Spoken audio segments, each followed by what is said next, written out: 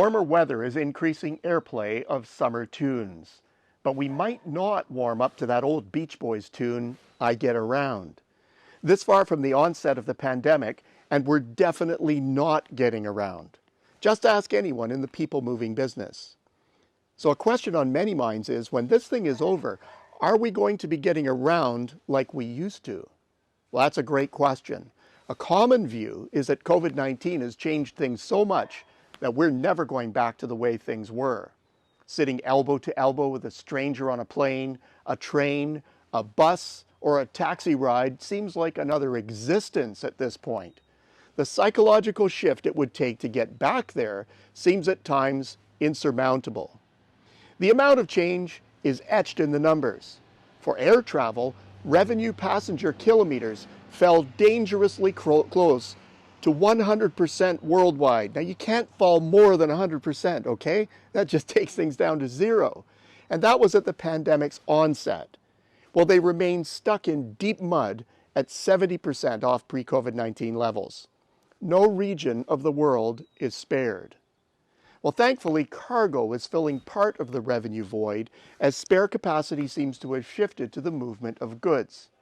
Still, the collapse of both business travel and the tourism industry has seriously compromised financials for air carriers. Auto sales are booming, which is a real head turner in these uncertain times. Like, why are people doing that? But where are these sleek new vehicles going? Well, they must be staying within country borders. Pre-COVID-19, Canada would see around 800,000 American vehicles entering every month. That instantly plunged to less than 200,000 and has barely budged from that level since. Most of the remaining visits are for less than a day, so they likely generate very little spending. Stateside, where annual miles driven rarely drop, except for an oil shock or a major recession, COVID-19 saw an unprecedented tumble that's still underway 1 year later. Miles driven are down 15% and falling as of January 2021. That includes intra-US movement, commuting, cross-border travel, and ordinarily daily driving. That's likely a first since mass auto production began. Well, other aspects of transportation aren't as hard hit.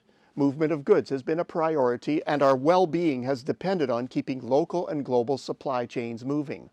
On that score, recovery has been impressive.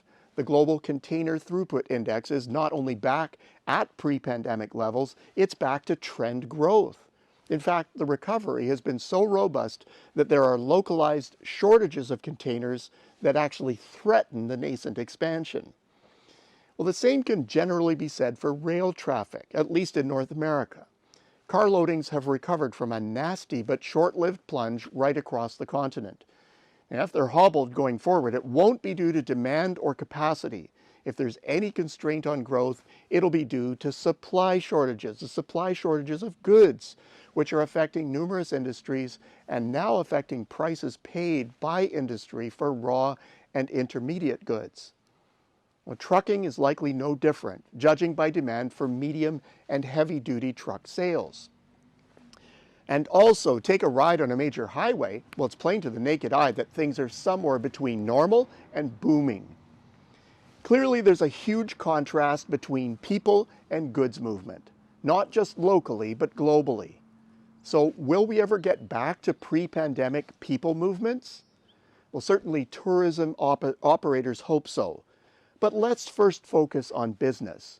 In very informal surveys of key clients last fall and during the early spring, the first issue of concern was getting through the pandemic. No surprise there. But issue number 2 was unexpected. Business and the banking community agreed that person-to-person interactions were an absolute necessity, and they wondered when we would foresee a return to normal. Curiosity led to a follow-up question. Why the crying need for in-person interaction when you can easily use one of the many digital meeting platforms?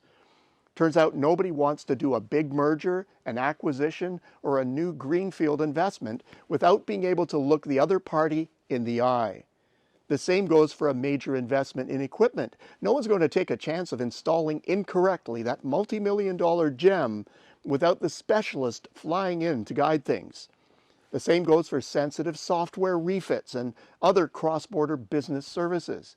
These, of course, are still permitted under certain key guidelines.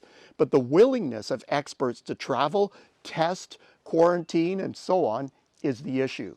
They simply don't want the risk and inconvenience. And who can blame them? The bottom line? We don't get around much these days, but we want to and we need to.